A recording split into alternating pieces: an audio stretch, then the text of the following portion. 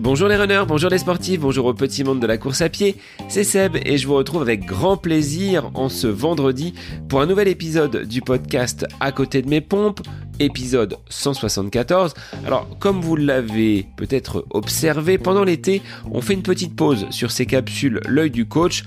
Nous vous retrouverons avec Bruno sans faute début septembre. Donc d'ici là, nous vous invitons à poser vos questions, à nous solliciter pour que nous puissions enregistrer des capsules qui soient en lien avec vos problématiques et vos préoccupations, en lien bien évidemment avec la course à pied. Durant l'été, si vous avez raté quelques épisodes, eh bien c'est l'occasion pour vous de rattraper ce retard et de peut-être venir mettre une évaluation sur les différents réseaux, que ce soit Spotify, Apple Podcast, sur Instagram, sur Facebook. Retrouvez-moi, échangeons, discutons, parce que le podcast a encore besoin d'être découvert. Et je fais un petit clin d'œil à Julie qui, du côté de Londres, vient tout juste de découvrir la page Instagram du podcast, alors qu'elle est une fidèle auditrice depuis plus d'1 an et demi. Entrons maintenant dans le vif du sujet. Tu t'écoutes trop. Qui n'a pas entendu cette phrase prononcée dans la bouche d'un de ses proches ou d'un entraîneur ? Ces quelques mots n'ont pas une portée si négative que cela. Tout dépend, en effet, de ce que l'on écoute. Et c'est ce que nous allons voir, du moins entendre, dans cet épisode enregistré avec Agnès Espana, qui est déjà passée par le podcast, docteur en neurosciences et professeur de yoga dans la région toulonnaise. Nous vous invitons à mettre votre esprit en éveil. Pratiquer la course à pied met notre corps à rude épreuve. À trop vouloir pousser, à vouloir aller encore plus loin que ce qu'il est en mesure de nous restituer, c'est bien souvent la blessure qui nous attend à un moment où on s'y attend le moins. S'écouter, c'est ici être capable, avec lucidité, de repérer les signes que notre cylindrée nous renvoie.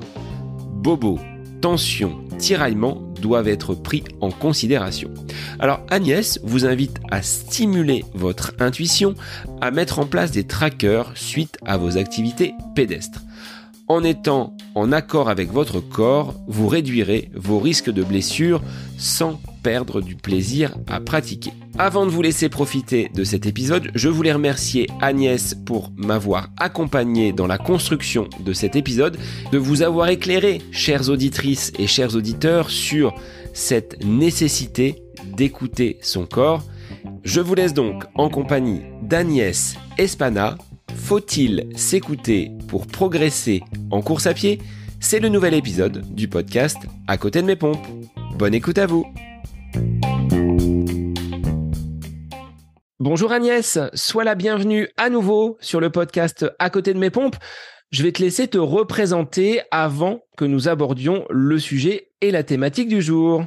Bonjour Sébastien et merci de m'accueillir à nouveau sur ton podcast. Je suis ravie de revenir pour évoquer une nouvelle question avec toi. Je vais me représenter de manière très synthétique. Je suis Agnès, j'habite à Toulon depuis peu et je suis professeure de yoga.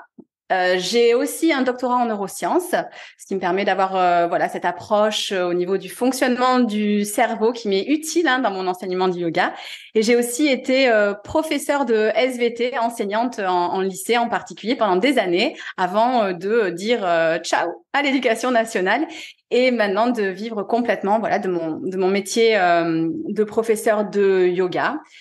Je suis donc sur Toulon. Je donne principalement des cours en plein air en ce moment. Ça y est, j'ai lancé mes cours en plein air. Je crois que c'était pas le cas quand on a fait le premier épisode. Et je donne donc des cours de yoga flow. On enchaîne les postures. Et je donne également des cours pour hommes. Des cours de yoga pour hommes pour combattre un petit peu les préjugés du yoga. Donc voilà, et j'ai également un podcast, oui je l'avais déjà dit, un podcast sur la blessure sportive, où on parle de blessure sportive, on parle aussi de prévention de la blessure sportive. Alors c'est un petit peu la thématique du jour sur laquelle on va échanger tous les deux. On voulait se poser comme question le fait de travailler un petit peu à la sensation. Est-ce qu'il faut apprendre à s'écouter et est-ce que, en étant à l'écoute de son corps, ça nous rend moins performants. Alors, on va peut-être pas donner la réponse de but en blanc comme cela, mais le fait de s'écouter, ça n'a pas toujours une connotation très positive. Est-ce que tu valides cela? Oui, complètement. En fait, ça vient, je pense, de probablement notre enfance, notre adolescence, où parfois on nous dit on s'écoute trop. Alors, je pense évidemment, mais c'est peut-être une déformation de mon ancien métier, aux adolescents à qui on dit beaucoup allez, arrête de t'écouter, bouge-toi un petit peu. Et parfois, très honnêtement, c'est justifié. Mais en tout cas, c'est quelque chose qu'on a souvent soit entendu, soit même prononcé. Tu t'écoutes trop. Et en fait, je pense que ça dépend vraiment de ce qu'on écoute quand on dit tu t'écoutes trop. Et c'est là la question qu'on va, je pense, un petit peu aussi dérouler pendant l'épisode. Alors, on a le pendant inverse. Tu ne t'écoutes peut-être pas assez. Ça peut aller dans l'excès inverse et nous conduire peut-être à des dommages sur le plan sportif et corporel. Alors, je pense que oui, c'est vrai. Mais souvent, on dit rarement à quelqu'un, en fait, tu t'écoutes pas assez. En tout cas, on se dit rarement à soi, il me semble, je m'écoute pas assez. Alors, on le sait, mais ça reste difficile. Ça reste difficile de se dire, OK, je vais m'écouter. Pourtant, il y a un constat qui est simple, c'est que les infos du corps, elles sont là, elles sont disponibles, et le cerveau, lui, il est fait pour protéger le corps. Il est fait pour notre survie. Il est complètement pré-câblé pour la survie. Donc, il a tout intérêt à protéger notre corps et à prendre en compte ces informations qui sont disponibles. Et pourtant, ce qu'on constate, c'est que les blessures, elles sont fréquentes chez le sportif. Pour moi, il y a des raisons qui sont principalement liées au mental, et c'est ça justement que je trouve super intéressant dans cette thématique. Alors déjà, il y a des raisons sociétales. On est dans une société, il faut le reconnaître, où plus on fait, plus on est valorisé, toujours plus loin, toujours à fond. Voilà. Moi, je suis pas complètement d'accord avec cette notion-là. Je trouve que parfois juste être, c'est suffisant. Mais en tout cas, ce qui est sûr, c'est qu'on n'est pas encouragé à vraiment s'écouter. Il y a aussi quelque chose qui est un petit peu plus subtil, qui est la vision du sportif qu'on a, notamment la vision du sportif en compétition. On sait que quand il y a des spectateurs, ou alors quand on est face à des compétiteurs, les performances vont naturellement être décuplées et les douleurs vont être surpassées. C'est un phénomène naturel qui a été mesuré. Mais quand on veut reproduire ça dans son entraînement, ça peut bien sûr être compliqué parce qu'on va justement plus s'écouter. En compétition, forcément, c'est pas le moment où on va le plus s'écouter. On va aller un peu au-delà des limites, parfois, c'est compréhensible. Autre chose, je pense, qui perturbe cette écoute du corps, ce sont les idées fausses sur la progression. Alors ici, je vais évoquer une règle. Je pense que les chiffres ne sont pas bons pour la course à pied, mais c'est vraiment une idée générale. C'est la règle que tu connais peut-être du 80-20. C'est bien souvent ce qui est adopté par des entraîneurs qui fonctionnent avec, on dirait, 80% d'endurance fondamentale, de travail à basse intensité, et 20%, alors je vais pas appeler ça de qualité parce que le reste de l'entraînement sera également de qualité, mais 20% à une très haute intensité. Voilà comme ça comment je le vois pour l'activité pédestre. Alors, justement, en fait, moi, j'évoque une règle, et c'est marrant parce qu'elle a le même nom, mais c'est une règle qui est différente. C'est une règle qui provient du milieu de l'économie, de la sphère économique, et qui dit que 20% de tes actions donnent 80% de tes résultats. Alors, je pense pas que ce soit vrai en course à pied. Très clairement, c'est pas le cas. Mais par contre, je pense que souvent, en baissant un petit peu sa charge d'entraînement, en réalité, on n'aura pas de moins bons résultats. On va beaucoup augmenter le risque de se blesser en surchargeant son entraînement, mais finalement, on va pas forcément beaucoup mieux performer. L'entraînement, et là par contre, j'en reviens à ce que tu disais, l'entraînement à faible intensité est très souvent sous-estimé. Si on zappe un entraînement, parfois, c'est celui-là, alors que, au contraire, c'est un vrai équilibre qu'il faut mettre en place et je pense respecter dans son plan d'entraînement. Je pense aussi à autre chose. Alors là, c'est la sphère sociale qui a évoqué ce phénomène-là. C'est la notion de FOMO. Je sais pas si tu vois ce que c'est. C'est la peur de manquer quelque chose. Exactement. Je connais ça par rapport aux réseaux sociaux où tu vas scroller en permanence et il y a cette peur de manquer quelque chose. Comment tu le traduirais là en course à pied, ce FOMO ? Tout simplement, si j'écoute mon corps, je vais en faire moins, mais est-ce que je vais pas rater une bonne opportunité de progresser ? Ça peut être aussi pour les courses. Est-ce que je vais pas rater la course de l'année ? Et on connaît des coureurs qui font trop de courses, trop de compétitions et qui s'usent en fait à faire ça. Et moi, j'ai envie de parler d'autre chose, du pendant du FOMO. Alors, je sais plus où j'ai entendu ça, mais j'avais trouvé ça assez chouette. C'est le JOMO. Donc, cette fois-ci, c'est non pas la fear of missing out, donc la peur de manquer, c'est la joy of missing out, donc la joie de manquer. Parfois, peut-être, se dire, OK, aujourd'hui, j'écoute mon corps et oui, je fais pas cette compétition et c'est pas grave, j'en profite pour faire d'autres choses. Et en plus, ça m'apporte de la joie et du bonheur. Il y a peut-être aussi, par rapport à cette peur, à cette crainte qu'un sportif va avoir de manquer un entraînement, c'est que ça mette tout son plan, entre guillemets, derrière, de façon un petit peu déséquilibrée, alors que en étant accompagné, en étant peut-être au courant, au fait même de l'importance de telle ou telle séance, de se dire finalement, c'est pas si grave que ça, c'est pas une séance sur 12, 14 ou 16 semaines d'entraînement qui viendrait mettre à mal la réussite et la réalisation de mon objectif final. Je pense qu'il faut les déculpabiliser aussi un petit peu. Complètement, surtout que à la base, il y a un biais cognitif du cerveau. Je sais plus si on en avait parlé la dernière fois, mais qui fait que quand on s'investit dans quelque chose, et plus on s'investit dans quelque chose, plus on a du mal à prendre du recul par rapport à ça, et finalement à un moment à dire bon ben là je renonce à cette étape-là par exemple. Donc c'est normal en fait d'avoir cette peur. Le cerveau, encore une fois, il est câblé pour ça, mais c'est important en tout cas d'avoir conscience que c'est pas, oui, en ratant une séance que les choses, elles vont fondamentalement changer. Par contre, ça peut être en faisant une séance de trop qu'on va se blesser et que là, par contre, les choses vont fondamentalement changer.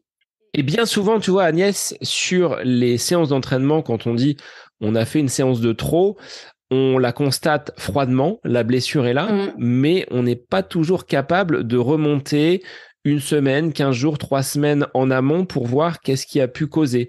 Est-ce que le changement de chaussure a été réalisé récemment? Est-ce que la charge d'entraînement a été trop importante? Est-ce que le sommeil, ce sont des facteurs que je lance comme ça, a été de bonne qualité? On n'a pas toujours ce recul et peut-être que tu vas nous donner des astuces pour aller traquer justement ces différents facteurs. Mais un sportif qui viendrait jusqu'à la blessure, il se contente bien souvent de regarder ce qu'il est, c'est-à-dire un coureur blessé, et ça a été mon cas pendant quelques semaines donc avec ce mal de dos, mais j'ai peut-être pas analysé en amont suffisamment tout ce que j'avais pu faire, que ce soit un voyage, que ce soit des travaux, que ce soit du stress, que ce soit un manque de sommeil. Dans ces cas-là, il y a aussi une pédagogie à apporter pour que le sportif puisse ne pas tomber dans cette blessure, soit ce précipice qu'on voit venir, que l'on ne va pas forcément vouloir éviter. Puis quand on est tombé, c'est trop tard. Donc, il y a besoin aussi d'émettre des petits signaux d'alerte. Ouais, je pense que là, vraiment, c'est prendre conscience de l'importance d'écouter le corps. Là encore, on nous répète souvent, et ça, c'est des choses, on le fait inconsciemment, hein, c'est pas pour faire du mal aux gens, bien sûr, mais on dit souvent, quand on veut, on peut. Il n'y a rien de plus faux que cette phrase-là, surtout en course à pied. On sait par exemple que la génétique va prédéterminer partiellement nos performances en sport. Moi, par exemple, je sais 1m60 les bras levés, jamais je serai une basketteuse professionnelle. Et il y a aussi des gènes liés aux hormones qui vont, suivant les versions qu'on a de ces gènes, qui vont influencer nos performances. Donc, on se dit souvent, j'écoute pas mon corps, donc je vais pouvoir aller au maximum. Ça, c'est complètement faux. Et donc, on est vraiment dans cette importance, comprendre l'importance. Et l'importance des signaux physiques, mais aussi des signaux mentaux. Alors là, je renvoie à l'épisode d'Éric Lacroix sur la notion de douleur et sa variabilité, qui était super intéressant. Donc, je reviens pas là-dessus. Mais simplement, il faut prendre conscience que la douleur, la baisse d'énergie et la fatigue, la baisse prolongée de la motivation, la perte du plaisir de pratiquer, c'est un signal que quelque chose ne va pas. Alors, le meilleur scénario, c'est on connaît le quelque chose qui ne va pas. Donc toi, visiblement, je pense que je sais pas si tu as réussi à trouver le quelque chose qui n'allait pas. Bon, tu l'as trouvé peut-être dans ton cas, du coup, un peu tard, puisque la blessure était arrivée. L'idéal, c'est de le trouver avant. Alors, la blessure est arrivée, mais effectivement, il y a une conjonction de facteurs qui m'ont conduit jusqu'à cette douleur qui, comme tu l'as dit, hein, ce n'était pas qu'un signal physique. Je pense que ce que tu disais en préambule tout à l'heure, le corps envoie des signaux qui viennent du cerveau. On va dire que le corps a été le révélateur peut-être de ces facteurs liés à du stress, liés à une charge mentale, on va dire, plus importante qu'habituelle et qui m'a conduit jusqu'à ce blocage du dos. Donc j'ai réussi peut-être là à identifier ce quelque chose qui ne va pas. Mais ce n'est pas toujours le cas. Ça, c'est le meilleur scénario. Si on Ouais. ne sait pas d'où vient le problème, quelles vont être les pistes que l'on va pouvoir mettre en place? Bon, rapidement pour le moment, peut-être qu'on y reviendra un peu plus tard. Moi, je dirais déjà revenir aux bases du plan d'entraînement et aux bases de la récupération. Et s'interroger sur est-ce que finalement notre plan d'entraînement, même si c'est pas un plan d'entraînement élaboré, hein, moi j'ai pas un plan d'entraînement par exemple qui est super élaboré, mais je sais qu'en général, aller dans ma semaine, je vais faire peut-être 2 fois 10 kilomètres, enfin 1 ou 2 fois 10 kilomètres, 1 fois 15 kilomètres avec un petit peu de dénivelé, puis je vais essayer d'intégrer un 20 kilomètres ou un petit peu plus. À côté de ça, j'essaye de faire deux séances intenses. Donc j'ai pas quelque chose qui est vraiment hyper, voilà, c'est pas un plan d'entraînement hyper ficelé. Mais régulièrement, je regarde et je me dis, OK, est-ce que ça va toujours par rapport à ma forme? Voilà, donc c'est pas un vrai plan d'entraînement, mais donc je considère un plan d'entraînement dans un cadre général. En tout cas, quel que soit le scénario, ce qu'il faut bien comprendre, c'est que quand le signal est non respecté, ce sera incompatible avec la performance à long terme. Je suppose peut-être que tu connais cette pathologie où les gens ne ressentent pas de douleur. Ils ont des circuits de la douleur qui ne sont pas fonctionnels. Quand ils mettent la main sur une plaque chaude, ce qui est le signal, ils vont pas pouvoir entendre et ils vont se brûler. Là, c'est exactement pareil. Si tu refuses d'entendre le signal, tu vas entre guillemets te brûler. Et je voulais insister aussi dans cet épisode, je crois que c'est important, c'est une des choses que je voudrais faire passer comme message, c'est que un indice qu'on oublie souvent, c'est le plaisir de s'entraîner. Et on sait que ce plaisir de s'entraîner, il est aussi lié aux performances des athlètes, même de haut niveau, surtout de haut niveau peut-être d'ailleurs. Et il y a Ian Thompson qui a dit cette phrase que je vais traduire en français vu qu'il il est anglais. Quand je cours bien, je suis heureux. Et il dit aussi, et quand je suis heureux, je cours bien. Et moi, je crois fondamentalement qu'un des indices pour savoir si on est dans son alignement entre guillemets, c'est ce plaisir de pratiquer. Donc je sais pas si toi tu avais encore du plaisir à pratiquer ou si tu te forçais un peu, mais ça peut être un indice en tout cas parfois. J'ai pas besoin, tu vois, de motivation vraiment démesurée pour sortir mes baskets et aller à l'entraînement. J'ai pas besoin non plus de gros objectifs pour me donner lors de ces séances, on va dire, de fractionnés intenses. Il est vrai que ça joue quand même un petit peu sur le phare que tu vois briller au loin, sans réels objectifs. Et je l'ai connu pendant cette période du Covid où j'avais très très peu de compétition. À un moment donné, la motivation, forcément qu'elle va baisser parce que quand tu ne valides pas en course ce que tu as pu faire à l'entraînement, ça me posait un petit peu souci. Mais sur ces dernières semaines, après le gros coup de mou que j'ai pu avoir après le semi-marathon de Chartres, je me suis posé ces questions-là. Pourquoi tu te fais autant de mal à aller courir 4, 5, 6 fois par semaine? Pourquoi tu veux aller justement battre encore un chrono? Les gens me disaient, 1h28, 1h29, c'est quand même bien pour un semi-marathon. Sauf que quand tu passes à côté de l'objectif que tu as préparé, le sportif que l'on est, un brin compétiteur, c'était pas suffisant pour moi. Et derrière, je me suis pas mal remis en question parce que j'ai été à l'arrêt, parce que je n'ai pas couru et quand je regarde là mon tracking du mois de mai, il y a rien, c'est vraiment creux. Mais j'ai quand même réussi à ne pas être exécrable et à ne pas être un lion en cage à la maison, ne courant pas et prenant beaucoup de recul sur tout cela. Aujourd'hui, le simple fait d'avoir repris par des séances qui sont minimes, ça va être 5 minutes de marche, 5 minutes de course, et on augmente petit à petit le curseur, finalement, ça me fait du bien. Le fait d'avoir, la semaine dernière, enchaîné 4 séances et fait peut-être 20 kilomètres dans ma semaine, j'étais aussi content. Toi, tu disais tout à l'heure, je cours bien, donc mes résultats, ça va me permettre d'être heureux. Derrière, ces 3-4 séances que j'ai pu réaliser, ça m'a fait beaucoup de bien au moral et derrière de pouvoir enchaîner. Donc, je dirais qu'à chacun son intensité, à chacun son niveau de performance, mais il est vrai que d'avoir été coupé pendant de très nombreuses semaines de la course à pied et d'avoir pris ce recul, ça m'a fait le plus grand bien. Mais je pensais pas être reparti d'aussi loin, de devoir remettre les bases, tu le disais, hein, sur un plan d'entraînement, on va consolider avec des bases et c'est ce que j'ai, entre guillemets, essayé de faire. Maintenant, est-ce que j'étais tombé dans le surentraînement? Quel est ton avis là-dessus? Écoute, je ne peux pas te dire comme ça, mais ce qu'il faut savoir, je pense que c'est important en tout cas que tu continues à suivre ce plaisir de pratiquer, tout simplement parce que c'est le premier signe du surentraînement. C'est je perds le plaisir de pratiquer. Après, il y en a d'autres qui viennent, notamment des facteurs mesurables, des facteurs physiologiques, la baisse des performances, mais en général, c'est un peu tard. C'est-à-dire on est déjà dans le surentraînement. Et on peut ensuite finir en burn-out, et là, c'est plusieurs mois d'arrêt sportif. Donc, pour moi, vraiment, le message à faire passer, c'est que donc ne pas s'écouter, c'est contre-productif à moyen et long terme. Et au contraire, logiquement, s'écouter, du coup, c'est au contraire aller vers la performance, mais de manière pérenne. Mais souvent, ce qui est vrai, c'est que quand on est la tête un peu dans le guidon, dans ses entraînements, on manque de lucidité. Moi, ça me fait un peu penser comme à la fin d'un trail, par exemple. Moi, je sais que parfois, l'autre fois, on est allé faire un 22 km au Faron. S'il y a des Toulonnais qui nous écoutent, ils vont voir où c'est. Et on a fait, je sais pas, c'était peut-être 1000 mètres de dénivelé. Donc, pour moi, c'est déjà une bonne séance.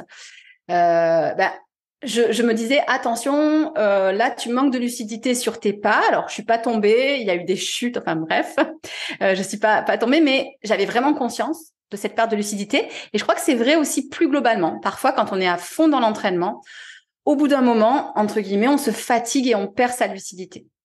Au niveau de ces séances, Agnès, comment tu peux les débriefer, les analyser? Tu disais tout à l'heure, on voit qu'il y a quelque chose qui ne va pas. Ça peut être quelque Ouais. chose lié à un muscle, lié à un pied qui est douloureux. Là, on le constate relativement facilement. Sur un plan mental, comment on va pouvoir justement aller déceler qu'il y a un facteur qui ne marche pas comme il devrait marcher. Tu vois, quand ces planètes sont alignées, on se pose pas la question. Je fais l'entraînement, derrière, j'enchaîne les séances du plan, je vais jusqu'à la compétition et il se passe rien d'anormal. Quand quelque chose survient, comment on va pouvoir avoir cette lucidité pour aller le rechercher? Oui, comme tu disais, c'est pas forcément facile de le sentir au niveau physique, même si bien sûr, par exemple, une douleur qui va être asymétrique d'un seul côté du corps, par exemple, vers une articulation ou à l'insertion d'un muscle, une douleur un petit peu vive qui revient tous les jours, qui a tendance à s'amplifier à l'entraînement, ça bien sûr, alerte rouge. Mais en général, on le sait, on le sent, il n'y a pas de souci.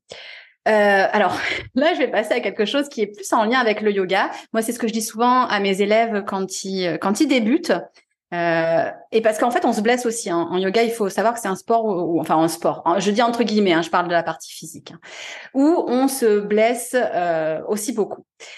Je leur dis, moi, je suis le professeur extérieur, je vous guide, mais le plus important, c'est le professeur intérieur. Je crois que cette notion, elle est très importante, sauf que cette notion de professeur intérieur, elle nécessite un apprentissage. Donc ça, c'est une première chose, c'est que progressivement, à force de courir, on va commencer à mieux comprendre son corps. Moi, typiquement, je sais que j'ai une faiblesse aux ischio-jambiers, et en plus, j'ai le double, enfin le combo gagnant. Je fais de la course à pied et du yoga, et on sait qu'en yoga, c'est la tendinite, ce qu'on appelle le yogi butt. C'est la tendinite du yogi, fait des ravages en yoga. Mais vraiment, maintenant, j'ai appris à écouter les sensations au niveau des ischio-jambiers et je peux vraiment savoir quand je suis allée trop loin ou pas. Je sais que parfois, j'ai des petites sensations, mais au bout d'un jour ou deux, c'est OK, c'est que c'est bon. Donc vraiment, j'ai eu cet apprentissage. Ça a été un peu long, mais maintenant, c'est complètement OK. La chose qui est importante aussi, c'est qu'avec cet apprentissage, ce qui va se développer, c'est l'intuition. Et là, j'ai envie d'insister, c'est que l'intuition, c'est pas quelque chose qui vient de l'univers ou voilà, des fois comme on le voit, une espèce de savoir qui arriverait de l'extérieur. Pas du tout. L'intuition, et ça a été scientifiquement étudié, Finalement, c'est l'inconscient qui travaille, un petit peu comme une boîte noire, qui va prendre différentes informations qu'on ne conscientise pas, qui va processer ces informations pour en sortir quelque chose, ce ressenti qu'on a.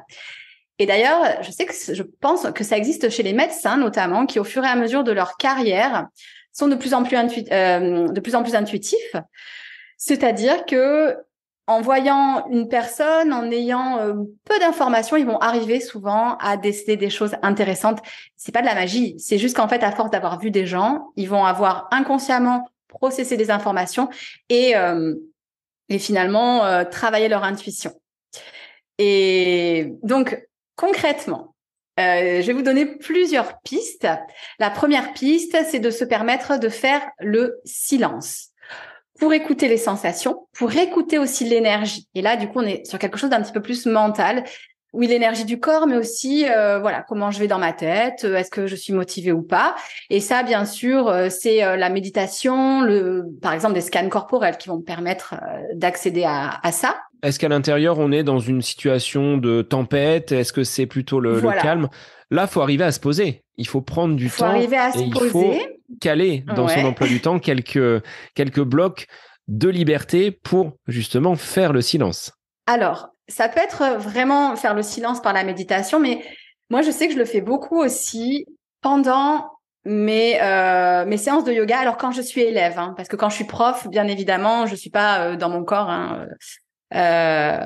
Mais quand je suis élève, et j'ai remarqué, je ferme beaucoup les yeux quand je pratique. Et pour moi, c'est un espèce de silence qui fait que je suis connectée à mes sensations. Et il y a même des postures que j'appelle ma météo interne, en chien tête en bas. Je sais pas si tu vois ce que c'est. On a les mains au sol, les pieds au sol et les fesses vers le ciel. C'est peut-être la posture la plus connue. Pour moi, c'est vraiment un moment où en général, je ferme les yeux et là, j'ai toutes les informations, sur mon état à la fois mental, à la fois physique. Donc oui, la méditation, c'est l'idéal, être posé tranquille. Mais si vraiment c'est impossible, on peut aussi le faire en mouvement. Après, ce que je conseille vraiment vivement, c'est tout ce qui est les trackers, donc qui vont permettre de mieux se connaître. Donc suivre son entraînement. En yoga, on appelle ça svadhyaya. C'est cette connaissance de soi qu'on va cultiver. Alors, il y a aussi la connaissance des textes, mais aujourd'hui, ça va plus être axé sur la connaissance de soi. Donc, on va noter ses performances. Ça, c'est OK. Si ça fait plaisir de noter ses performances, c'est très bien. Mais on va pouvoir aussi noter, par exemple, les zones courbaturées, l'intensité des courbatures. On va pouvoir noter, est-ce qu'aujourd'hui, je suis stressée? On va pouvoir y noter les piliers de la récupération. Est-ce que j'ai bien bu? De l'eau, bien sûr. Est-ce que j'ai bien dormi? Donc, toutes ces choses-là. Et je conseille aussi de noter, pour en revenir à ça, le plaisir de pratiquer. Par exemple, on peut mettre une note de 1 à 3. 1, franchement, j'ai eu aucun plaisir, j'ai dû me forcer, voilà. Le 2, bon, voilà, séance normale. J'ai un peu dû peut-être me pousser un peu, mais c'était quand même cool, finalement. Et la 3, c'était génial, j'avais envie d'y aller. En plus, voilà, je me suis éclatée. Et ce qui est intéressant, je pense, à faire, c'est de faire ensuite la moyenne sur la semaine, la moyenne peut-être même sur le mois, et d'observer l'évolution des chiffres. Si on voit que ça baisse progressivement, alerte. Est-ce qu'il n'y a pas quelque chose qui est en train justement de ne plus aller? Ça peut être la charge d'entraînement, par exemple. Et à ce sujet, c'est assez marrant. J'imagine que toi aussi, mais moi, je suis des forums de coureurs. Et souvent, il y a ces gens qui viennent, qui débutent la course à pied et qui disent « Oh là là, comment vous faites? Moi, j'aime pas courir. » Alors, je sais jamais. Bon, je réponds pas parce que ça, en général, ça prendrait, je pense, trop de temps. Et j'ai pas envie de dire aux gens, soit arrêtez. De toute façon, ça sert à rien si vous aimez pas, ou au contraire, si, poursuivez, continuez. Mais je crois que cette notion de plaisir, elle est vraiment importante. Et il faut avoir conscience que parfois, si on perd du plaisir à courir, il y a d'autres sports, il y a d'autres choses à faire pour momentanément lever un peu le pied sur la course, parce que peut-être qu'on n'a plus envie et c'est un signe à prendre en compte. Il est vrai qu'il y a des personnes avec lesquelles on peut échanger qui vont nous dire « Moi, j'ai commencé la course à pied, j'ai fait une dizaine de séances, je n'ai jamais pris de plaisir. » Donc là, comme tu le disais, il y a deux options. Soit la personne s'entête en espérant peut-être qu'un jour ce plaisir vienne, ou alors de faire autre chose et de rester dans un mouvement, mais avec d'autres activités physiques et sportives. C'est ça, et c'est compliqué. C'est vraiment du cas par cas. Je pense que là, ça mérite de parler avec la personne, voilà, de faire du entre guillemets, voilà, du one-one. Mais je pense quand même que si d'emblée on n'aime pas la course à pied, on n'est pas obligé en fait de tous faire de la course à pied. Et on peut mixer des sports aussi. Hein. C'est même faire de l'entraînement croisé et prendre du plaisir à l'entraînement croisé. Pour moi, je considère le yoga comme un entraînement croisé, alors comme de la récupération aussi, hein, suivant le type de yoga que je fais, mais aussi comme un entraînement croisé, puisque on travaille par exemple beaucoup le gainage, la stabilité du bassin. Donc en course à pied, moi j'ai vraiment senti la différence. Le yoga, ça a complètement changé ma manière de courir.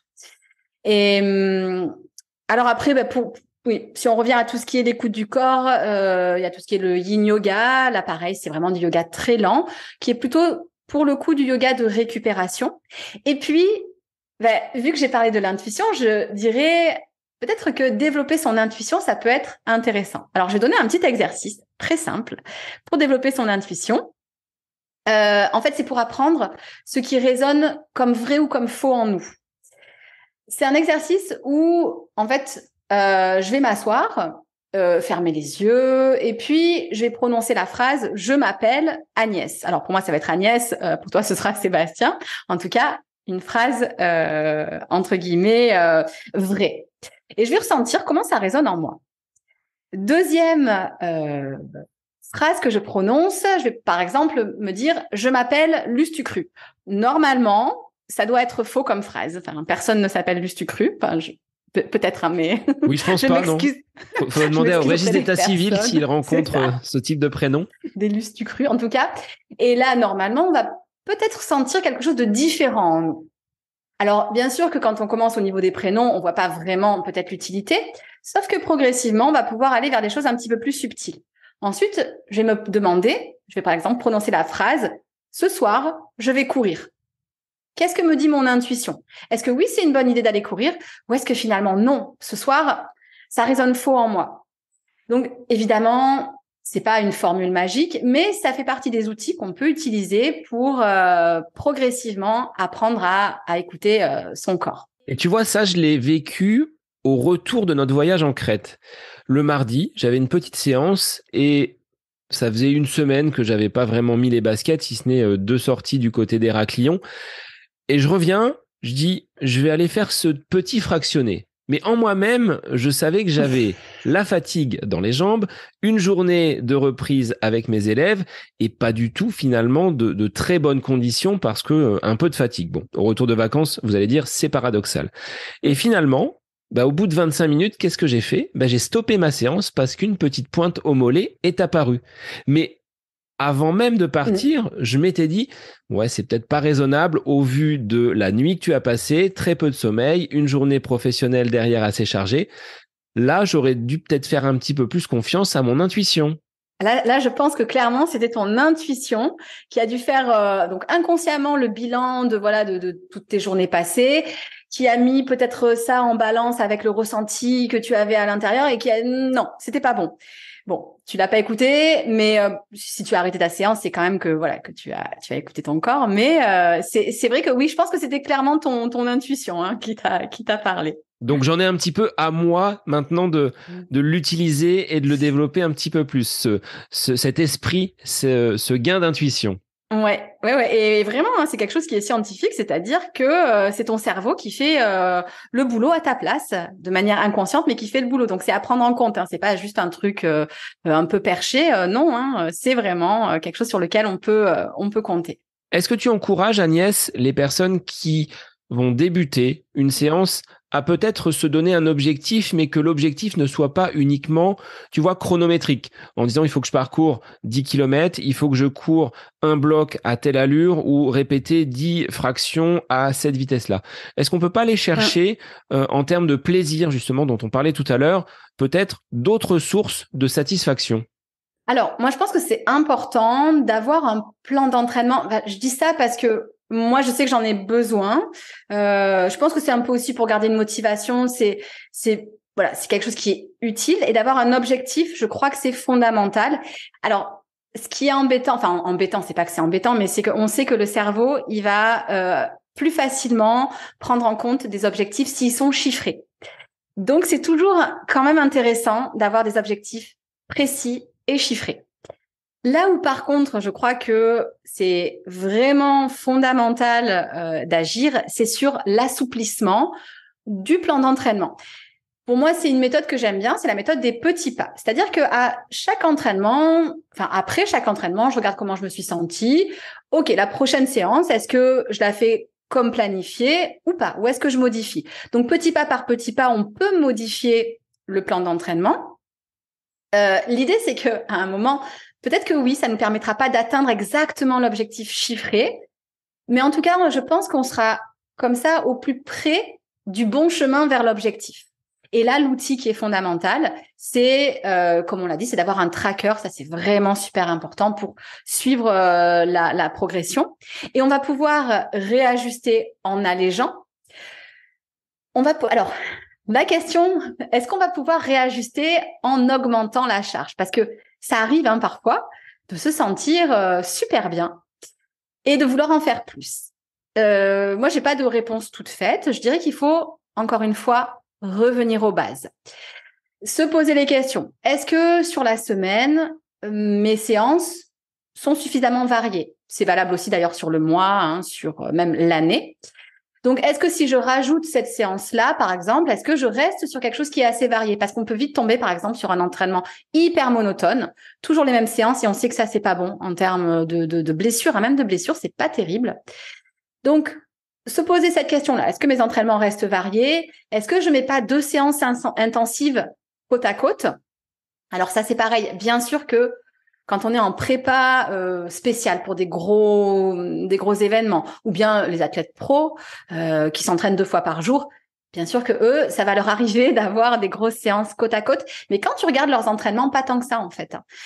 Ils arrivent à jouer avec leurs entraînements pour que finalement les entraînements intensifs soient relativement espacés. C'est assez intéressant quand tu regardes un petit peu leurs entraînements. Et puis j'en reviens aussi à ce que tu disais, prendre en compte l'extérieur. Ok, je suis en forme, mais qu'est-ce que je viens de traverser? Est-ce que j'ai eu, j'en reviens toujours au déménagement parce que moi j'étais un peu traumatisée par mon déménagement, ou est-ce que j'ai vécu des choses dures dans ma vie? Pour un prof typiquement, est-ce que je suis en fin de période scolaire, tu vois, cette semaine, tu sais, ou les 2 semaines avant les vacances où tu commences à vraiment fatiguer. Ça, c'est à prendre en compte vraiment. Donc toute cette sphère, même hors sport, ça peut être par exemple, la sphère du boulot, ou alors pour les gens qui travaillent avec leur corps. Moi, par exemple, j'ai un boulot où je travaille avec mon corps. Prendre en compte ce travail-là. Tu vois, moi, je fais attention aussi dans mon plan d'entraînement de me dire, par exemple, cette semaine, j'ai donné cours lundi matin, lundi soir, mardi matin, mercredi soir et ce matin, puisqu'on est jeudi. Je sais que j'en tiens compte. Je fais attention de pas trop coller des entraînements intensifs à ça. En tout cas, de bien écouter mon corps et ce qu'il me dit. Le fait d'alléger cette semaine d'entraînement, on a parfois la culpabilité de ne pas en avoir fait assez. Et de l'autre côté, quand on veut réajuster en augmentant, on va pas le faire toujours dans des proportions qui sont admises par le corps. Je crois que c'est une tolérance de 10% par semaine quand tu augmentes. Oui, pour la progressivité. Pour ta progressivité. Oui, bien sûr. Oui. Bien souvent, et je l'ai pas au poignet parce que je l'ai posé pour l'enregistrement, mais ce petit outil-là qui nous donne plein d'informations sur la vitesse, sur le temps, je pense qu'il faudrait peut-être s'en séparer un petit peu et courir peut-être à la sensation, au moins pour les périodes de reprise, en ne prenant que le temps, en ne prenant que peut-être un parcours qu'on a entre guillemets élaboré et qui va suffire à notre remise en route. Mais tu le disais, le cerveau est attiré par ces chiffres, donc dès qu'il voit cette montre avec cette vitesse et cette allure, le naturel revient très très vite généralement. Ah oui, c'est assez terrible, le cerveau, il a envie de chiffres. Alors, il a envie de chiffres aussi parce que ça le sécurise, c'est des données tangibles en fait. Et le cerveau, ce qu'il préfère, c'est la certitude. Il déteste l'incertitude. Et quelque part, quand on court à la sensation, y a pas vraiment ce côté chiffré.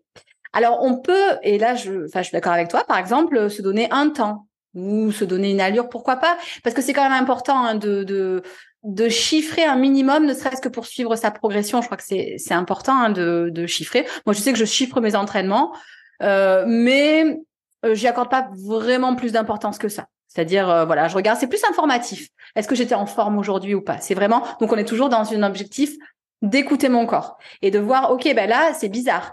Aujourd'hui, j'étais hyper fatiguée et pourtant, j'ai pas couru très vite.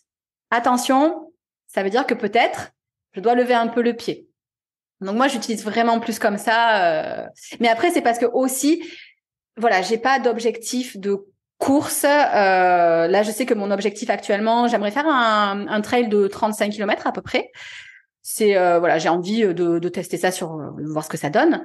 Mais je me donne pas vraiment de temps. Je sais pas si je le ferai d'ailleurs toute seule ou si je vais le faire dans un cadre, je sais pas. Mais voilà, je me suis pas mis, en tout cas, je me suis mis un objectif, mais je me suis pas mis de deadline. Parce que dans l'incertitude, ce que tu disais tout à l'heure, de courir pour courir, on n'en voit pas forcément l'intérêt de dire, bon, je vais sortir 25, 30 minutes, mais si j'ai pas de monde, si j'ai pas d'allure, juste en endurance, même si on veut rester, toi, sur une allure très, très lente pour respecter justement ce calibrage de l'endurance fondamentale, on est bien souvent au-dessus. Enfin, moi, je sais que je vais partir un premier kilomètre peut-être à 5,40, 5,50, proche des 10 km heure. Mais très naturellement, une fois échauffé, la foulée revient de façon naturelle. Puis à la fin, tu as toujours envie d'accélérer un petit peu. Or, c'est pas ce qui est conseillé si on veut rester dans ce plan, qu'il soit élaboré par un entraîneur ou, comme tu le disais, un petit peu plus basique par rapport à ce que tu intègres de l'intensité, de la récup et des séances en endurance. C'est super important hein, d'intégrer des séances de, entre guillemets, récupération. C'est fondamental pour avoir, notamment, et d'ailleurs les pros le font, quand ils courent 2 fois par jour, le deuxième run souvent, c'est un run qui va permettre d'atteindre le kilométrage qui vise. C'est pas un run où ils vont aller très très vite. Et le but, ça va être de trouver ce qu'on appelle le sweet spot, c'est-à-dire ce volume d'entraînement qui est bon pour toi, où tu restes dans une pratique où tu as encore du plaisir, mais en même temps, tu es pas non plus en sous-entraînement, parce que le but c'est pas c'est pas d'en faire le moins possible. Hein. Mais bon, je pense qu'en général c'est pas trop le problème des sportifs qui sont concernés par la blessure. Donc il y a vraiment cet aspect que la course peut aussi faire partie de la récupération. On n'oublie pas aussi d'ailleurs dans cet aspect de récupération le cool down. C'est le truc en général. Moi, j'avoue, hein, ça m'arrive de le zapper. Je suis un peu pressée. J'ai fait une course un peu soutenue et je me dis bon écoute, hein, les dernières centaines de mètres en mode cool, tant pis. Hein. Hop, je monte mes escaliers, je rentre chez moi, je prends ma douche, basta. Ça c'est pas terrible. On sait que même au sein de l'entraînement, c'est important d'avoir ces moments où on n'est pas à fond. C'est ce qu'on disait avec Bruno sur la séance structurée, d'être capable dans un premier temps de l'entraînement de monter progressivement le moteur, la cylindrée en température pour donner le plein potentiel sur une séance de fractionné, mais de bien prendre le temps derrière de redescendre en énergie, de redescendre en température, en intensité et de ne pas se précipiter sur la voiture, sur le parking pour reprendre le cours de sa journée ou de sa soirée. Exactement. Et ce qui est même important à comprendre, c'est que il faut que les entraînements de faible intensité soient de faible intensité pour que les entraînements de haute intensité soient de haute intensité. Il y a plein de coachs.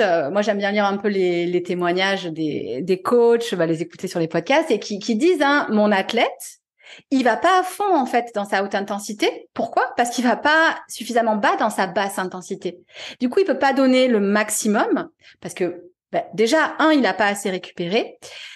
Et du coup, vu qu'il a pas assez récupéré, le cerveau ne va pas pouvoir augmenter la capacité à supporter la souffrance et aller vers la limite. Il faut savoir qu'en fait, même si on s'en rend pas compte, hein, le cerveau, il va brider nos performances. Il va pas te permettre d'aller exploser tes muscles. Donc, c'est un peu notre garde-fou. Et on peut repousser ce garde-fou, lui faire comprendre, OK, regarde, tu peux aller un peu plus loin, mais ça veut dire qu'on doit arriver à l'entraînement en étant reposé et en pouvant justement, en étant en capacité de pousser réellement. Et là, on peut vraiment faire un travail, donc sur le corps bien sûr, mais sur le cerveau également. C'est-à-dire qu'on peut se préparer à l'entraînement. Enfin, ça, c'est des petits tips, des petites astuces que Cindy Laplace m'avait donné. Et à l'occasion justement d'un épisode sur la préparation mentale, c'est d'arriver également prêt à aller batailler, prêt à se donner lors de sa séance. Et si on a eu une journée un petit peu compliquée, que ce soit professionnellement ou personnellement, d'avoir un petit sas de décompression. Alors, ça peut être en écoutant une musique, ça peut être en se préparant, en mettant ses chaussures et en s'équipant, mais d'arriver aussi à faire le vide autour de soi pour être concentré totalement sur le contenu de la séance et pas qu'en pleine séance, le cerveau commence à dérailler un petit peu sur des préoccupations externes et que l'on ne soit plus vraiment focus sur la pratique sportive en elle-même. Ouais, il faut arriver reposé physiquement et reposé mentalement. Et justement, j'en viens à une astuce dont on parlait tout à l'heure, qui est, et alors là, c'est vraiment, je pense que je pourrais être sponsorisée par Gmail, parce que j'en parle régulièrement, c'est vraiment quelque chose, moi, que j'utilise beaucoup. Ce sont les sous-agendas Gmail. Donc, il suffit d'avoir un mail par Gmail et puis on a accès à leur agenda en ligne. Et ce qui est bien, c'est qu'on peut affecter des sous-agendas avec à chaque fois une couleur. Donc, je peux marquer sur mon agenda Gmail tout ce que je fais et affecter une couleur. Par exemple, mes séances de haute intensité, moi, je sais que je les mets en vert et je vais mettre les séances, au contraire, plus de récupération, je vais les mettre en bleu. Et d'un coup d'œil, je vais pouvoir voir si ma semaine, elle est équilibrée. Donc, alors, bien sûr qu'on peut ne pas utiliser ça, mais pareil, c'est surtout si on est visuel, ça peut être intéressant pour le cerveau de le voir, de le visualiser. On peut aussi le faire d'ailleurs de manière récurrente, ce qui permet de pas avoir à repenser, à comment j'organise ma semaine toutes les semaines, une fois qu'on a trouvé quelque chose qui fonctionne. Et je vais pouvoir rajouter aussi d'autres choses. Par exemple, donc en bleu, moi je mets ma récupération entre guillemets active. En violet, je vais mettre ma récupération passive. Donc, des moments où, souvent après l'entraînement, en tout cas les entraînements intensifs, je m'accorde un petit moment pour récupérer avec toute la routine de récupération. Moi, je sais que j'aime bien me passer un jet d'eau froide sur les jambes. Après, je mets les pieds au mur, chaussettes de compression. Je m'hydrate, etc., etc. Bon, ça, après, c'est à chacun de trouver un petit peu C'est ton rituel. Routine. C'est une ritualisation de cette récupération à chacun de composer et de mettre ce qu'il a envie, ce qui lui fait plaisir. Les gens qui sont effrayés par la douche froide, on va peut-être pas les pousser à aller se mettre dans un bain d'eau froide directement, mais de trouver des choses qui, après la séance, leur fait du bien. Moi, je sais qu'il y a l'hiver un bon chocolat chaud. Alors, je sais pas si le lait est très très bon pour la récupération, mais en tout cas, ça me fait du bien. Donc, c'est la petite récompense après l'effort. Oui. De toute façon, c'est important après une séance intensive de prendre assez rapidement. Alors, on dit que c'est en dessous des 30 minutes. Si c'est dans les 2 heures, ça reste OK. De prendre un snack, entre guillemets, ça peut être liquide ou solide, mais pour amener un petit peu de sucre et pour refaire rapidement les réserves de glycogène. Ça, c'est vrai après les séances de haute intensité. Moi, je sais qu'après une séance cool, je prends pas forcément de snack, mais j'essaye d'être rigoureuse par rapport à ça. Et rigoureuse, à trouver mon protocole de récupération à moi. Et vraiment, je vois la différence quand je le fais et quand je le fais pas. Parfois, comme je disais, j'ai pas le temps et je fais tant pis, je zappe ça. Et le lendemain, je sais que je me sens moins en forme. Donc, moi, je crois vraiment que c'est important de se forcer à respecter ça. Et je le marque sur mon agenda. Donc, je prévois toujours une petite plage après ma séance. Et ensuite, bien sûr, moi, je cale tout ce qui est pro et tout aussi sur le même agenda. Et dans tout ce que tu mets en place, Agnès, sur ton agenda, tout va être positionné par bloc. Il n'y a pas de place finalement à l'incertitude.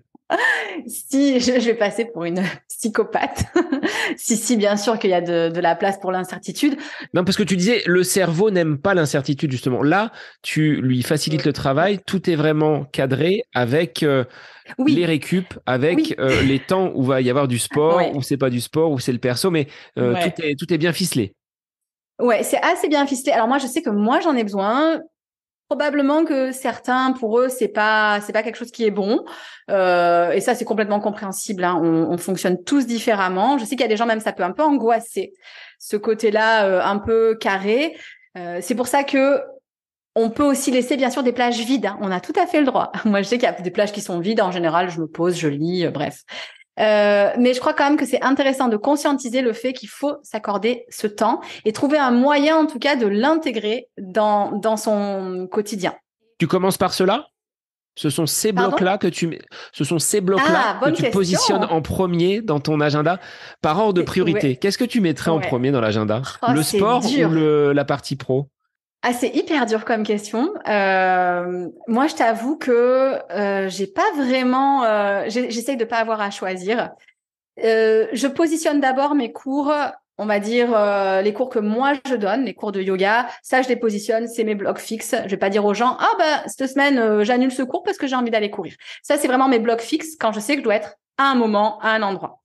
Ensuite, je place ma pratique personnelle, que ce soit de la pratique de yoga, que ce soit la pratique de la course à pied.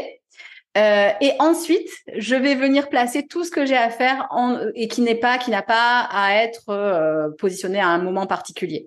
Donc, je mets quand même le professionnel avant. Mais toute la partie qui est plus malléable au niveau professionnel, je la mets après mes entraînements, pour justement avoir suffisamment de latitude pour pouvoir positionner mes entraînements de manière judicieuse. Alors, je fonctionne un petit peu de la même façon Et quand oui, les et oui. agendas et les emplois du temps débarquent. Alors, nous, on a la chance, parfois, on les a dès le mois de juillet. Donc, ça permet d'anticiper dans C'est l'établissement sympa ça, ouais. pour se positionner pour la rentrée. Et moi, la première chose que je regarde, c'est à quel moment je vais pouvoir positionner mes séances d'entraînement. Si je travaille un petit peu tôt le matin, bah, c'était le cas le mardi cette année, ça m'oblige à faire ma séance d'entraînement très très tôt parce que je sais que derrière la journée de travail, il y a les activités des enfants. Par contre, un jeudi après-midi libéré m'offre une séance longue en milieu de semaine, ce que je pourrais ne pas forcément mettre le dimanche. La traditionnelle sortie longue du dimanche, ben moi, elle se fait plutôt le jeudi. Donc ça dépend vraiment de chacun, mais je positionnerai quand même oui, mes blocs d'entraînement avant de construire tout le reste. Mais le professionnel reste bien évidemment avec les impératifs de la vie personnelle, les priorités. Mais dans les blocs que je mets à suite dans mon agenda, c'est bien souvent oui, les séances d'entraînement. Avant tout rendez-vous, tout projet, toute chose que je vais pouvoir construire par ailleurs. Et l'avantage, en fait, de mettre des couleurs comme ça, c'est qu'on s'aperçoit aussi quelles sont nos priorités. Je crois pas qu'on peut avoir une priorité et sur la vie professionnelle, et sur la vie sportive, et sur la vie personnelle. Et en fait, honnêtement, ça saute aux yeux quand tu fais ça. Et il n'y a pas de jugement là-dessus. C'est-à-dire, est-ce que tu es OK avec les priorités que tu as mis en place? Par rapport à la lucidité dont on parlait tout à l'heure, Oui, exactement. est-ce que Oui. cette lucidité a des personnes qui viendraient nous dire oh oui, mais tu cours tous les jours, tu cours tout le temps, tu es tout le temps en train de courir. Là, on peut leur Ouais. montrer, preuve à l'appui, que c'est pas forcément le cas et que ça ne prend pas autant de temps que ce que l'on veut bien nous faire croire. Si on regardait avec le même tracker l'activité qu'on passe devant les réseaux sociaux, devant les Ah, séries Netflix, je pense que le timing au regard de la pratique de la course à pied serait bien plus démesuré. oui, oui, complètement. Et puis, parmi cette course à pied, comme on le disait, il y a probablement des entraînements qui sont des entraînements de récupération, entre guillemets, ou des entraînements cool. Et après, c'est vrai que on peut aussi ajouter de l'entraînement croisé. Ça peut être un autre sport. Ça peut être du yoga, ce qui ajoute un peu au volume de la semaine. Mais là encore, c'est un choix. Mais ce qui est intéressant, c'est de le voir, de le visualiser sur cet agenda. Donc c'est pour ça que moi j'aime beaucoup ça. Et donc et oui et surtout je voulais aussi quand on dit voilà comment écouter son corps et vérifier qu'on est dans la bonne on va dire voilà sur le bon chemin entre guillemets. Je crois que ce chemin il faut aussi l'éclairer avec du positif. On a parlé de l'intuition. Donc ça, c'est une voie qui est positive, enfin, qui est positive, en tout cas, qui est utile. Et on a une deuxième voie, et ça, c'est pas l'intuition, il faut pas la confondre. C'est la voie, je sais plus si j'avais donné le nom dans l'autre épisode, mais moi, je l'appelle Gertrude. C'est la voix qui est négative. C'est celle qui te dit oh ben t'es nul. Ça peut être au sujet d'un entraînement, par exemple. Franchement, ton entraînement aujourd'hui, il était nul. Attention, celle-là, on essaye de la recalibrer pour qu'elle soit un petit peu moins négative. Donc, je pense que c'est intéressant de rester dans ce côté positif, aussi par rapport à l'effet nocebo, le fait que à force de penser négatif, à force, et notamment par rapport à la douleur, à force, voilà, de se focaliser sur des choses négatives, parce que l'écoute du corps, c'est bien, mais attention, on se focalise pas que là-dessus. On peut avoir un effet nocebo qui est l'inverse de l'effet placebo et qui fait qu'on va réellement développer des douleurs. Et pour ça, je voulais juste citer une expérience que je trouvais assez chouette, qui est une expérience qui a été faite chez des rats. On les met dans un labyrinthe, dans le noir, et c'est un labyrinthe aquatique, donc ils nagent. S'il n'y a pas de lumière, alors, dans les deux groupes, aucun des rats ne voit le chemin. C'est-à-dire que c'est trop sombre pour qu'ils puissent voir le chemin. Les rats qui sont dans le noir total vont couler rapidement. Je sais plus exactement le timing que c'était. Je crois que c'est en termes de minutes. Alors, je rassure, on les repêche, on les laisse pas se noyer. Mais en tout cas, ces rats, ils vont se laisser couler très rapidement, ce qui est un signe d'abandon. Au contraire, quand on met une lumière, alors c'est pas une lumière qui éclaire le parcours, donc ça les aide pas à cheminer, mais par contre c'est juste une lumière au bout du tunnel. Les rats en fait ils vont tenir beaucoup plus longtemps, et si je me souviens bien c'était en termes d'heures, c'est-à-dire que tu passes de rats qui coulent en quelques minutes à des rats qui vont persévérer pendant des heures. Donc garder ce côté positif, c'est-à-dire que quelle que soit la décision qu'on a prise. Je vais m'entraîner, je vais pas m'entraîner. Si jamais on se dit aujourd'hui, bon, j'ai déconné, ma séance elle était pas bonne, elle n'était pas bonne, j'aurais pas dû m'entraîner comme ça. On reste quand même positif, et voilà, c'est important aussi de juste saupoudrer tout ça avec cette intention-là. Il faut regarder la lumière au bout du tunnel. C'est pas très encourageant ce que tu nous dis là quand même, parce que c'est pas à ça qu'on pense quand on parle de lumière au bout du tunnel, bien souvent. Là, en tout cas, pour les rats, la lumière, c'est simplement qu'ils voient qu'il y a quelque chose au bout du tunnel, et du coup, ils abandonnent pas. Donc, en fait, pour rester positif, c'est toujours pour moi, justement, voir quelque chose de positif au bout. Comme toi, par exemple, quand tu as vécu la blessure, c'est vrai que sur le coup, le positif, c'est compliqué. Mais en fait, si tu restes positif, tu vas probablement mettre en place beaucoup plus de choses, persévérer, alors que si tu es négatif, ce sera pas le cas. Pour les rats, eux, c'est qu'ils se laissent couler.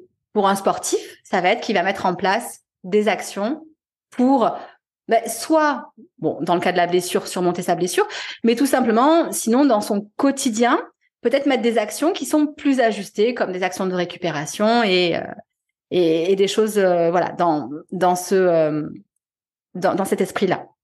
Ce qui est assez déstabilisant, Agnès, quand tu n'es pas en action, et j'ai été coureur blessé sur les dernières semaines, c'est que ces blocs qui sont dans notre agenda, qui sont pour autant dédiés à l'activité, il n'y a plus rien, et il faut entre guillemets les occuper. Et les occuper, c'est parfois de l'oisiveté, et il faut rapidement biaiser un petit peu ce cerveau pour lui dire non, c'est pas parce que tu n'es plus actif sur le plan de la course à pied que tu ne peux pas faire autre chose. Rester dans le canapé, c'est pas la solution. Là, est-ce que tu as toi des petites astuces pour aller chatouiller un peu ces neurones et leur dire allez, mettez-vous un petit peu en éveil et allez vous bouger, justement. Ouais, c'est vraiment la curiosité. C'est peut-être aussi le moment de mettre en place un projet qu'on avait et qu'on a mis de côté. C'est ce projet, par exemple, de monter un podcast, pourquoi pas. Et on n'a jamais le temps. On n'a pas le temps parce que est-ce que c'est pas le moment d'initier ça? Et justement, le cerveau va être occupé et ça va un petit peu permettre d'oublier cette mésaventure, le problème de plus pouvoir faire tout ce qu'on pouvait faire. Ça peut être aussi commencer une autre activité. Moi je sais que quand je lève le pied, parce que ça m'arrive, parce que je sens que la fatigue elle est là, et bon, pour moi mon refuge ça va être de lire, parce que j'apprends plein de choses et que pour moi c'est un vrai plaisir. Mais pour quelqu'un d'autre ça va être autre chose. L'idée c'est d'être curieux. De pas se dire moi je suis sportif et du coup je ne peux m'épanouir que dans le sport. peut-être qu'on peut aller chercher un peu de curiosité. Peut-être qu'on peut se relier davantage à nos proches. Enfin, je pense que c'est le cas de beaucoup de gens qui travaillent et qui font beaucoup de sport. Parfois, la vie personnelle, elle peut passer un peu à la trappe. Et ça peut être le moment aussi, voilà, de renouer certains liens, de prendre du temps avec les gens. Ça, c'est vraiment, mais en tout cas, c'est un travail actif. C'est un travail qui va demander de prendre le temps de la réflexion, de se poser et de se dire de quoi j'ai besoin, de quoi j'ai envie, qu'est-ce que je peux faire. Je te rejoins sur le côté vie de famille, projet. Ça a été l'occasion pour moi de faire des choses en famille, ce que je fais quand même relativement souvent, mais là un petit peu plus, n'étant pas pris le matin de bonne heure par des séances de course à pied ou le soir un petit peu tard, et puis du bricolage tout simplement, bon, autour de la maison. Là, je crois que ma to-do list, elle est pas épuisée, mais presque, avec cette période de blessure. Après, ce sur quoi je voulais rebondir, c'est également la nocivité de ces réseaux qui sont pourtant sociaux et qui vont nous renvoyer cette image du coureur blessé. Là, je voyais un bilan famélique sur mon mois de mai, là où d'autres affichent des performances, des chiffres, justement, ce que doit bien apprécier notre cerveau. Là, comment ne pas tomber dans la culpabilité en disant j'ai rien fait en comparaison à tel ou tel autre coureur et tel autre sportif? Ouais, c'est naturel de se comparer. C'est complètement naturel. Alors moi, je te donne ce que moi je fais. Je ne regarde pas. C'est-à-dire qu'en fait, je me suis mis dans un état d'esprit où finalement, les performances des autres, après, je suis très heureuse pour eux, mais c'est pas quelque chose à laquelle j'accorde assez d'importance pour que ça contrôle ma propre pratique. Donc, j'essaye vraiment, là encore, l'idée, c'est de passer par la réflexion. Pour le coup, je vais essayer d'activer des parties du cerveau qui réfléchissent, comme les aires préfrontales. Et en fait, il faut savoir que ces aires préfrontales, quand je les active, elles vont venir inhiber les aires limbiques, donc tout ce qui est le système émotionnel. Donc, en fait, je dirais tout simplement et tout bêtement, passer en mode réflexion, sortir un peu de ce mode émotionnel. Se dire aussi que ce qu'on voit sur les réseaux, c'est simplement ce que les gens veulent montrer. On ne sait pas ce qu'ils vivent à côté. On ne sait pas si à côté, si ça se trouve, ils sont en train, de vivre, je sais pas, un divorce, voilà. Donc, je crois que c'est important de pas juste comparer l'extérieur de ce qu'on voit des gens, leur performance, et nous, notre intérieur, parce que nous, on a accès à toutes les données de notre vie. C'est pas comparable. Tu peux pas comparer. Tu peux pas comparer toi, ce que tu perçois de ta vie et ce que les autres montrent en fait sur les réseaux. Donc voilà, pour moi, c'est vraiment passer dans ce mode, je passe en mode réflexion. Je me pose, et là encore, on peut passer à l'écrit. On peut vraiment écrire. Enfin, moi, ça m'aide d'écrire, de noter les choses, de me dire non, mais de faire une liste des choses qui font que en fait, ça sert à rien de me comparer, tout simplement. Quand on est fatigué, est-ce qu'on peut quand même pratiquer la course à pied ou est-ce que là on dit stop, le corps doit être celui qui nous guide? Est-ce que l'on peut pas le faire de façon intelligente au fil des jours et au fil des semaines? Oui, là, donc on peut encore une fois compter sur l'apprentissage, savoir jusqu'à quel seuil de fatigue est-ce que c'est OK quand on sent que les douleurs, elles deviennent un petit peu récurrentes, ça veut dire oulala, attention, là on est allé trop loin. Il faut faire attention à cette accumulation vraiment de fatigue. C'est super important de toujours rester connecté aux sensations, à cette sensation de fatigue, cette lourdeur des fois qu'on a. Il y a plusieurs cas. Parfois, on commence à courir. Je suppose que ça te le fait parfois. Et tu commences, tes premières foulées, elles sont lourdes. Tu sais que tu es fatigué. Dans ce cas-là, moi, je conseille pas forcément d'aller courir. On peut le faire, mais vraiment en allège. On fait juste une sortie pour prendre l'air. Si la foulée, elle est fatiguée dès le début, c'est pas forcément bon signe. Tu vas pas forcément progresser. Par contre, ce qui est vrai, c'est que je fais un run qui est OK. J'étais relativement en force, en forme, en force. Le lapsus révélateur. J'étais relativement en forme et je peux ajouter peut-être de temps en temps, que ce soit pas systématique, 1 kilomètre, 2 kilomètres. Alors ça dépend bien sûr des gens, où je vais avoir une foulée un petit peu plus fatiguée. Pourquoi? Tout simplement parce que le cerveau, lui, il veut économiser de l'énergie. C'est toujours pour cette histoire de survie. Et si tu lui proposes une foulée un petit peu fatiguée, il va pouvoir peut-être optimiser ta foulée, c'est-à-dire apprendre à faire une foulée optimale. Donc, ça peut être intéressant de temps en temps de courir fatigué. Maintenant, je dirais, quand on est vraiment crevé, que tu sais, ce ressenti où t'as du mal à lever les jambes, est-ce que vraiment ça vaut le coup d'aller courir? Je suis pas certaine. Enfin voilà. En tout cas, ce qui est sûr, c'est que c'est un signal du corps. Par contre, courir fatigué un petit peu en fin de course, c'est ok. Il faut juste vérifier que la fatigue ne s'accumule pas. Et puis pour cette histoire de foulée, il y a un épisode où vous en parliez avec je sais plus le nom de la personne, mais qui je l'ai oublié, mais qui parlait du fait que la foulée elle est personnelle et que ça sert à rien de vouloir adopter une foulée entre guillemets universelle. Ça c'est vrai. Par contre, on peut travailler sa foulée, on peut éventuellement l'améliorer pour que elle économise de l'énergie. Et ça, on va aller le chercher plutôt en fin de séance quand on va avoir cette fatigue qui s'installe. Mais là encore, ne pas trop pousser, sinon c'est contre-productif. Pour revenir, Agnès, sur les trackers, est-ce que tu réalises des bilans d'étapes toi-même par rapport à ce que tu vas relever? Alors peut-être pas toutes les semaines, mais de façon quasi récurrente au niveau mensuel, au niveau trimestriel, pour évaluer un petit peu ce que tu as pu faire. Là, ça revient à l'épisode sur la charge d'entraînement dont on parlait avec Bruno Heuby, sur la bonne jauge dans laquelle on se situe, ni trop bas, ni trop élevé, pour garder finalement la forme et se préserver à droite et à gauche des potentielles embûches et blessures. Ouais, moi je le fais de manière hebdomadaire. Je le fais aussi de manière mensuelle. Voilà. Et donc je prends le temps. Alors là j'utilise un autre outil qui s'appelle Trello, je sais pas si tu connais, où je marque toutes mes sorties. Je les coche, quand elles se sont bien déroulées. Je les coche pas si elles se sont pas bien déroulées, donc ça me permet de voir un petit peu, là encore, visuellement, comment était le profil de ma semaine. Et voilà. Et simplement, alors déjà, ça me fait plaisir de voir ce que j'ai fait, parce que quelque part, il faut aussi rester connecté à ce plaisir de courir, on l'a dit. Et voilà, et ça me permet d'avoir un petit feedback sur ma semaine et aussi sur le mois. Et je vérifie on en avait un petit peu parlé, mais que ma pratique ne devient pas trop monotone. Parce que moi, je sais que personnellement, je vais avoir tendance, si je m'écoute, à basculer sur une séance, on va dire ma séance type, ça va être une séance entre 12 et 15 kilomètres. Ça c'est la séance type que j'aime bien. Si je m'écoute, je vais faire que ça. Et je sais que c'est pas bien. Enfin, que c'est pas bon pour mon corps. C'est pas que c'est pas bien, c'est que c'est pas OK pour mon corps.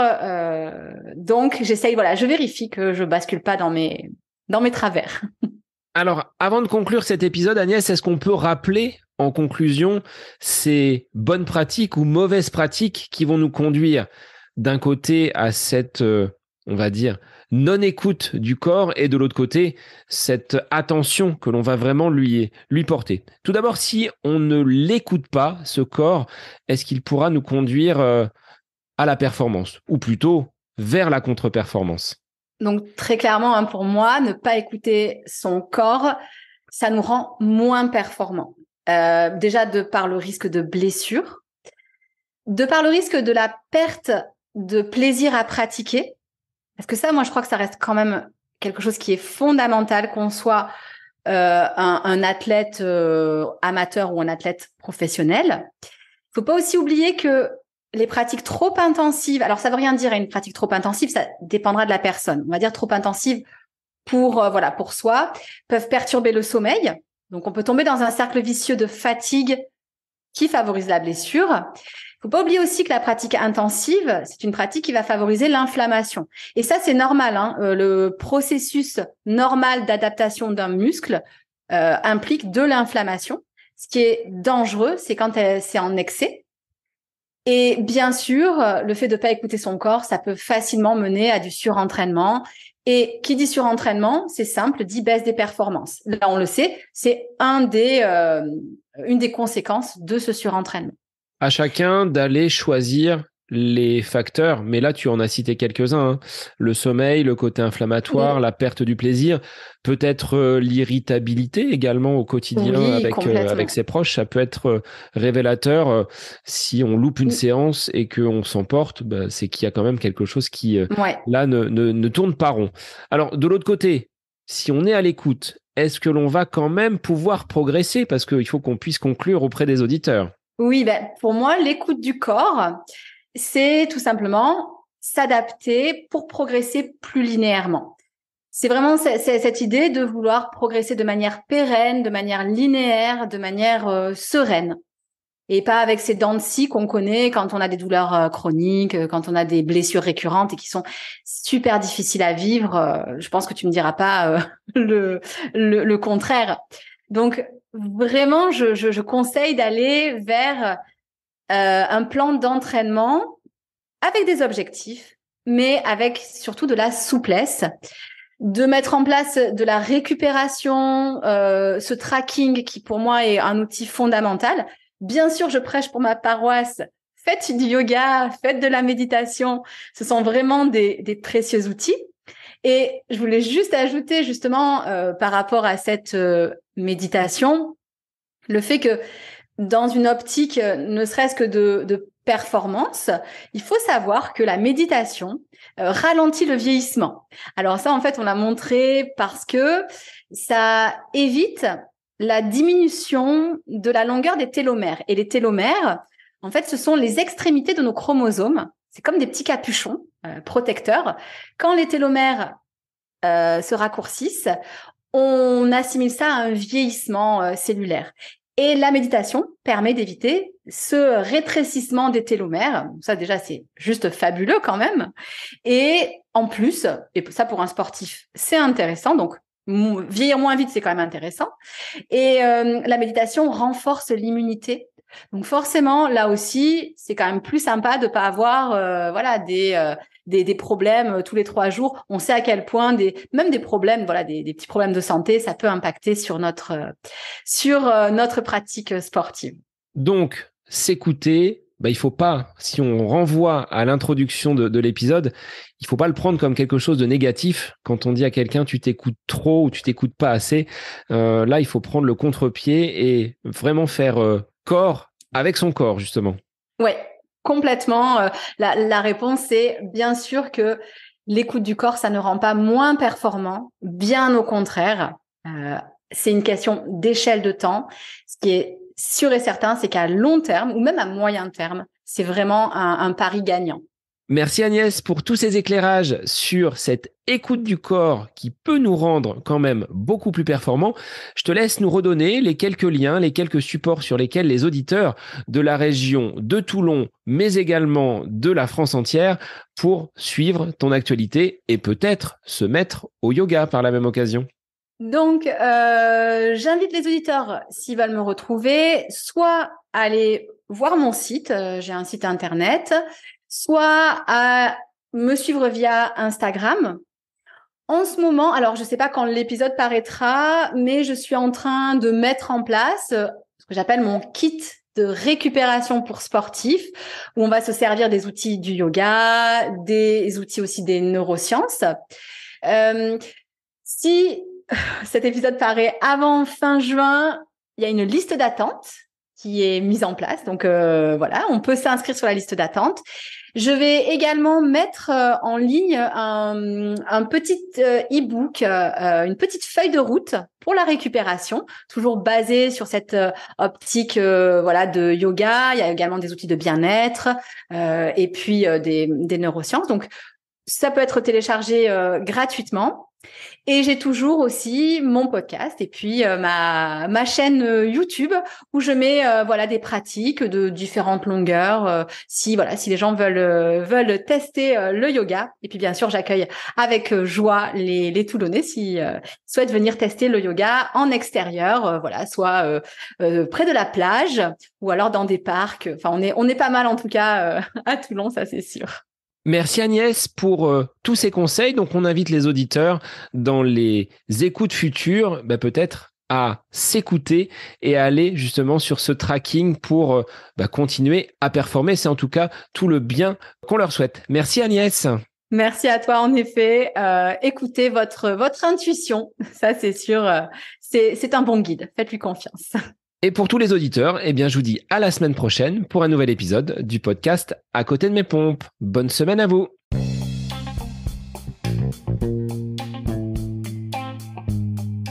J'espère que cet épisode avec invité vous aura plu. Je vous remercie infiniment de votre écoute.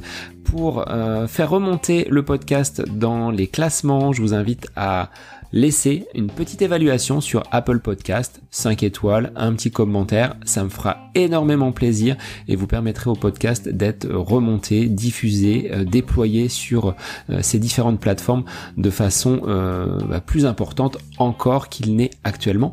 Et puis je vous invite à me retrouver sur les différents réseaux, Facebook, Instagram. Laissez votre petit message, votre commentaire, ça me fait plaisir d'échanger avec vous. Si vous avez des questions, si vous voulez échanger sur quelconque sujet en lien avec la course à pied, mais pas que, parce que le sport c'est une philosophie de vie et c'est une passion qui nous anime de façon commune, donc n'hésitez pas à venir échanger avec moi. Sur ce, je vous souhaite une bonne fin de semaine, un bon week-end et je vous dis à la semaine prochaine pour un nouvel épisode du podcast À côté de mes pompes.